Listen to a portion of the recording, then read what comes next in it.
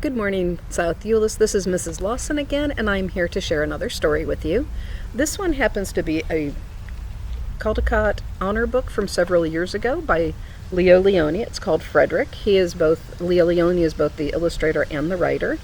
It is one of my favorite books from when I was reading to my kids when they were growing up, so I am really happy to be sharing this with you.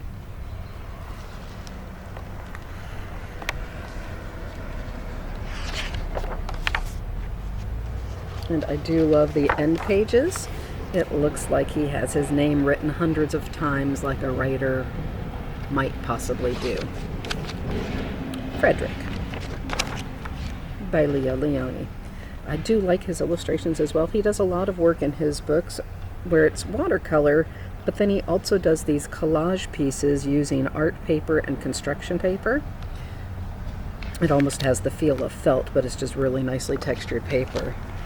So a lot of fun with collage, which might be something you could play with today. All along the meadow where the cows grazed and the horses ran, there was an old stone wall. In that wall, not far from the barn and the granary, a chatty family of field mice had their homes. And I love this little guy watching these little ants crawl up that wall. But the farmer had moved away, the barn was abandoned, and the granary stood empty. And since winter was not far off, the little mice began to gather corn and nuts and wheat and straw. They worked all day and night, all except Fredrick.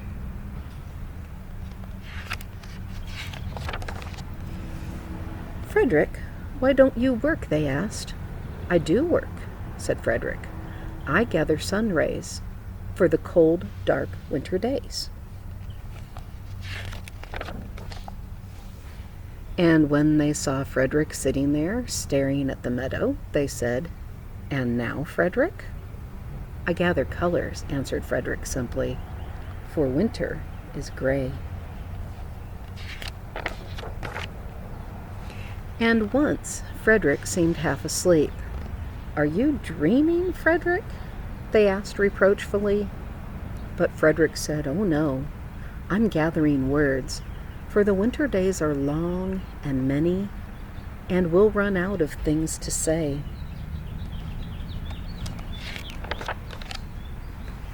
The winter days came, and when the first snow fell, the 5 little mice took to their hideout in the stone wall. In the beginning, there was lots to eat, and the mice told stories of foolish foxes and silly cats. They were a happy family.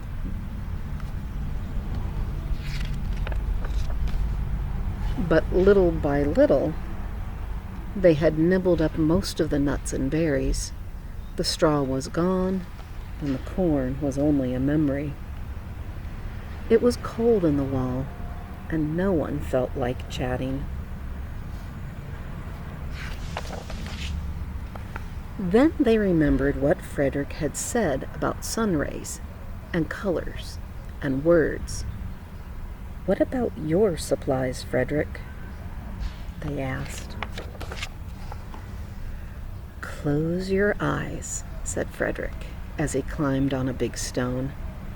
"Now I send you the rays of the sun. Do you feel how their golden glow?" And as Fredrick spoke of the sun, the 4 little mice began to feel warmer. Was it Fredrick's voice? Was it magic? "And how about the colors, Fredrick?" they asked anxiously. "Close your eyes again," Fredrick said. And when he told them of the blue periwinkles and red poppies in the yellow wheat and the green leaves of the berry bush, they saw the colors as clearly as if they had been painted in their minds.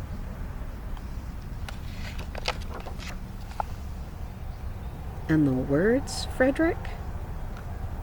Fredrick cleared his throat, waited a moment, and then, as if on stage, he said, "Who scatters snowflakes? Who melts the ice? Who spoils the winter? Who makes it nice? Who grows the four-leaf clover in June? Who dims the daylight? Who lights the moon? 4 little field mice who live in the sky. 4 little field mice like you and I. One is the spring mouse who turns on the showers. Then comes the summer who paints in the flowers.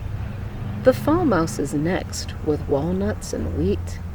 And winter is last with little cold feet. Aren't we lucky the seasons are 4? Think of a year with 1 less or 1 more. When Fredrick had finished, they all applauded. But Fredrick, they said, you are a poet. Fredrick blushed, took a bow, and said shyly, I know it. So there's our friend Fredrick, who had the forethought to plan ahead. Hopefully you're gathering good thoughts. If you have ever made a collage, if you come up with any work, it'd be great if you could post that in the comments below. Also feel, what would you save up for winter? If you were saving for a day where you couldn't get out and about, which seems pretty pertinent to these times, what stories would you want to share? What memories would you want in your brain to share with your family? Have a great day, South Euless.